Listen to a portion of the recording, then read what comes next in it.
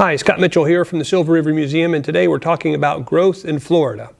If you remember from our last discussion about the Seminole Wars, you'll remember that there were three Seminole Wars that started in the early 1800s and extended all the way up into the 1850s, only ending just before the Civil War in the 1860s.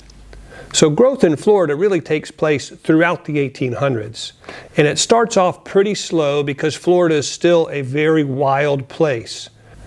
Florida became a territory of the United States in 1820, and afterwards, more and more settlers began moving down into Florida from the Carolinas and Georgia and Alabama. There weren't many people living in Florida that time, so there was lots of free land available.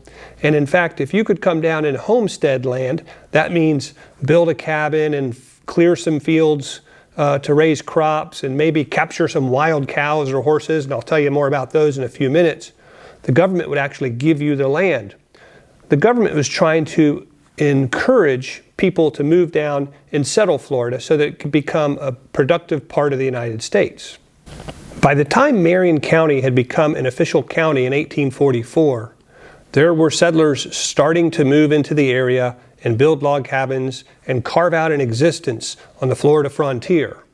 Now, these early Florida pioneers are also sometimes called Florida crackers.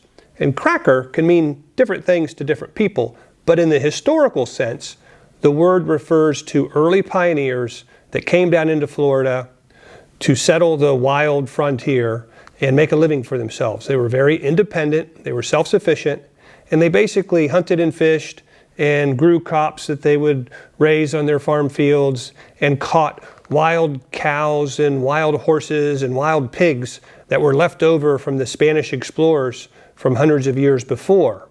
Now, by the time these first settlers began moving into Florida, there were herds of wild cattle throughout the Florida woods.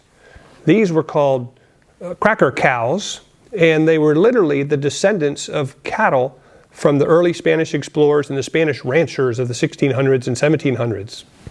There were also wild Florida horses called cracker horses. Sometimes you'll also hear them referred to as marsh tackies. Now, these horses and cows were basically free if you could catch them.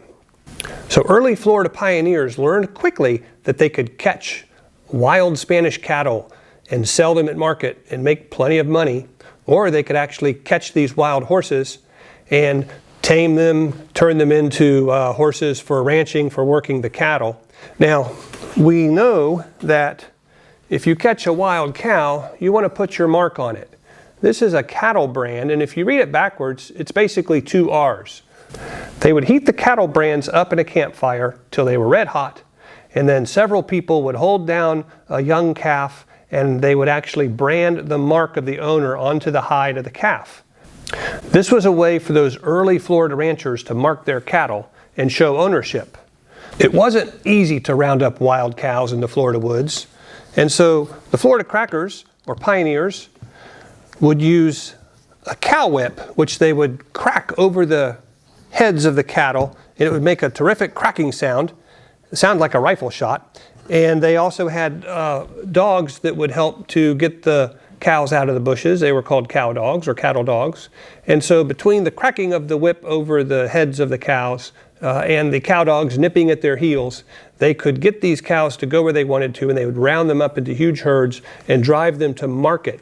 They would do cattle drives through the woods to places like Cedar Key or somewhere along the coast where they could put these cows onto a steamship or perhaps a train and send them off to market. This was a way to make money, and the wild cows were free, so why not? We also think that the cracking of the cow whip might be one of the ways that Florida crackers got the nickname crackers. Another possibility is cracking corn. They would have to crack corn for the kitchen to eat for cornmeal and corn flour, but also to crack corn to feed their livestock. So it's possible that early visitors to Florida who observed these pioneers cracking their cow whips or cracking corn on the homestead gave them the nickname Florida crackers. Now we're talking about Florida and Marion County during the 1800s, before the Civil War. Remember, the Civil War started in 1860. So this is pretty early in the 1800s, and there were not many people living in Florida. In order to encourage more people to come to Florida, the U.S. government passed the Armed Occupation Act of 1842.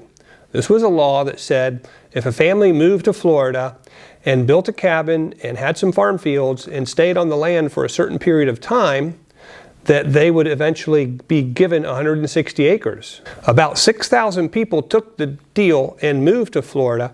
However, most of them settled south of Marion County. So Marion County was still pretty sparsely occupied in the first half of the 1800s. Now, during this time, there weren't very many roads, and really you could only get around by boat, by wagon cart, horseback, or walking. Florida did not have many railroads built during the first half of the 1800s, and there were not many steamboats running on the rivers quite yet. By 1860, the U.S. Civil War had broken out, and that's a whole other lesson. But keep this in mind.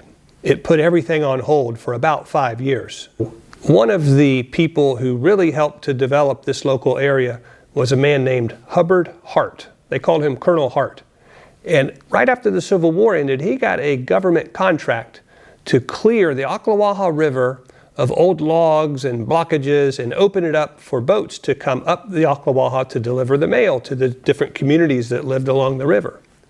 Colonel Hart soon discovered that there was money to be made in not only delivering the mail, but also carrying cargo and passengers. And by the late 1800s, Colonel Hart had a whole fleet of steamboats that would travel all the way from Jacksonville up the St. Johns River, up the Ocklawaha River, and up the Silver River to Silver Springs. They would come in and out of Silver Springs several times a week, bringing passengers and mail and cargo, and also taking things away to market that were produced here locally. And there were steamboat landings, which are kind of like bus stops all along the Ocklawaha River, where the steamboat would land and passengers would get off or on. And the steamboats had adventurous names like the Osceola, the Hiawatha, and the Okeehumpkee.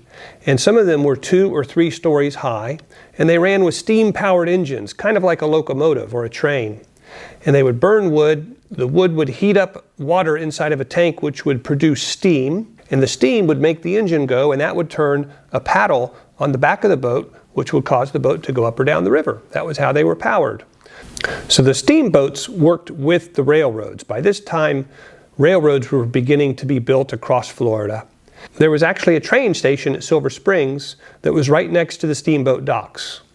After the Civil War, Florida did not have much money, and they were desperate to attract business people to come in and help develop Florida. They needed railroads built and farmland cleared and hotels built, and cities needed investors to bring in businesses. There are 3 men who stand out in Florida history who made major impacts in the development of the state during the 1800s. They are Hamilton Diston, who was instrumental in draining much of South Florida's wetlands around Lake Okeechobee and the Everglades to convert it to farmland. This was a good deal for the state because then it would attract farmers who would come down and start business. The second influential developer who came to Florida in the 1800s was Henry Plant. And Henry Plant built railroads all up and down the west coast of Florida, close to the Gulf of Mexico, and also built hotels along the way for his visitors to stay. He was instrumental in bringing visitors to Florida on the west coast and into the middle part of the state. The third and perhaps most influential developer who came down into Florida during the late 1800s was Henry Flagler. And Henry Flagler was a multi-millionaire. He had made his money with the Rockefeller family in oil, and he came to Florida to develop and invest railroad lines. And in fact, he's most famous for building a railroad line from Jacksonville, Florida, all the way up in the northeast part of the state, all the way down the east coast, all the way down past Miami to Key West. This was a big deal because the Keys are made up of lots of little islands, and Henry Flagler had to build railroad bridges from island to island to island. Like Plant, along the way, Flagler built hotels at places like Miami and Jacksonville for his visitors to stay. These men, Plant, Flagler, and Diston, were all very important to the development of Florida. Now, this came at a cost. Florida had to give these men free land for them to build their railroads and hotels and drain the Everglades. So Florida gave away a lot of land to these millionaires who in turn developed it, which attracted more people to come to Florida. Florida could not have been developed in this way without technology. So important pieces of technology were the steam-powered engine, the railroad trains, which went all across Florida, and even steam-powered dredges and shovels that Diston would use to dig ditches in South Florida. While the railroads transported goods like lumber and phosphates, the steamboats would mostly move people and some cargo and mail. By the year 1900, Florida had changed dramatically. So technology played a big role in transportation. Think of it this way. In the early 1800s, if you wanted to get around, you had to walk or ride a horse or perhaps ride in a wagon. By the late 1800s, you had the added options of riding luxurious steamboats or railroad cars that would travel to faraway cities and take you there without too much work. So we hope that this information has been interesting, and we look forward to talking to you next time when we'll be discussing the U.S. Civil War and how it affected the country and Florida. Until then, take care.